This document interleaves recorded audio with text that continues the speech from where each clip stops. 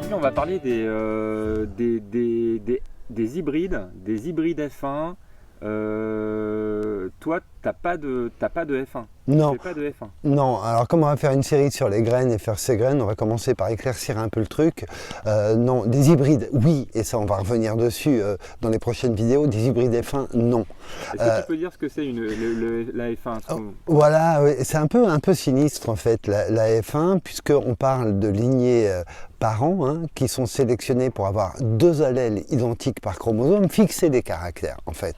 Et donc on obtient ces lignées par an en reproduisant papa sur maman, hein, grosso modo le frère sur la sœur, etc. pendant environ 7 générations pour les végétaux, sur une vingtaine pour les animaux, hein, quand même. Hein. Les rats de laboratoire sont des hybrides F1. C'est pas très drôle, mais c'est comme ça.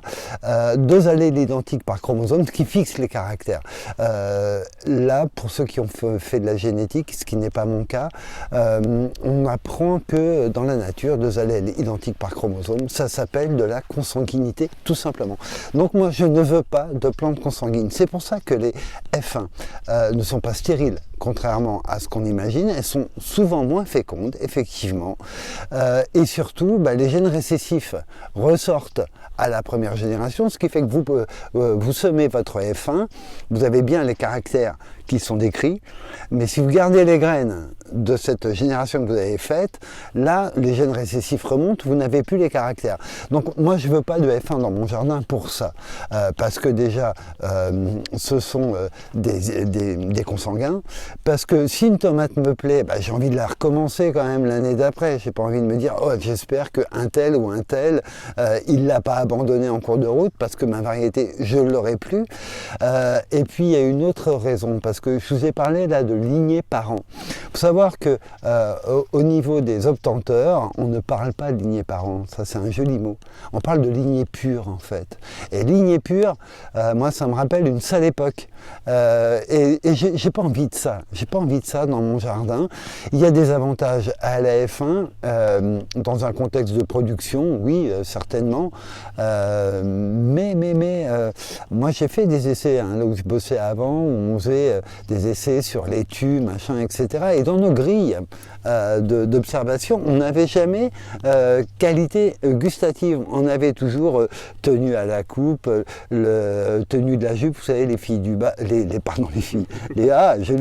ça c'est un joli lapsus, les feuilles du bas, etc.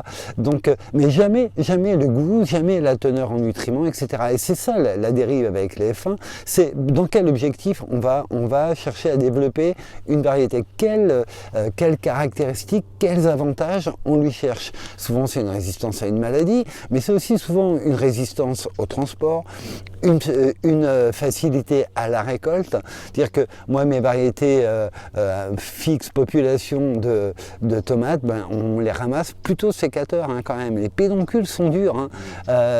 Or ça on n'a plus du tout ça avec les variétés modernes. Truc super impressionnant avec les hybrides F1 sur les tomates cocktail, tomates cerises en grappe.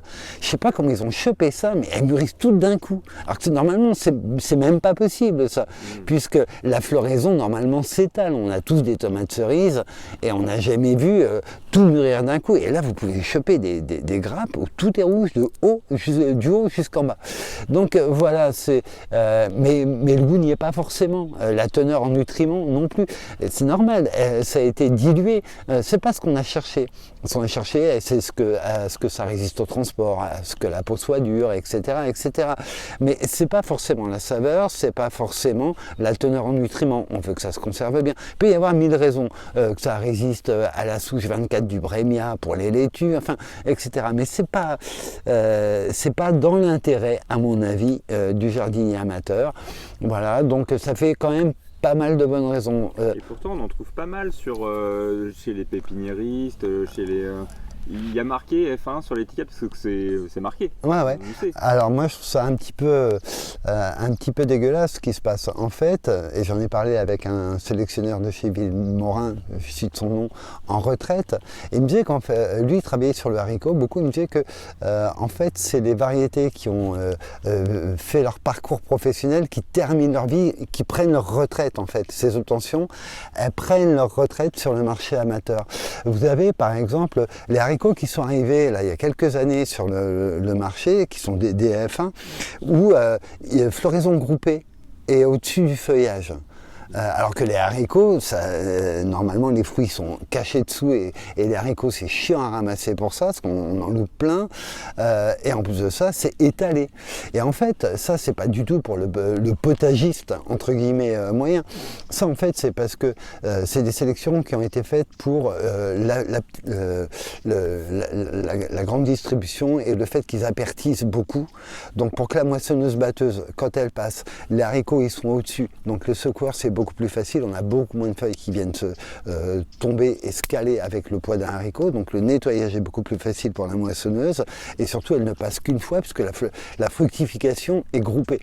Donc ça c'est l'exemple type de la F1 du circuit pro qui termine sa vie dans le circuit amateur parce qu'il y en a une autre qui arrive sur le circuit pro, etc. etc.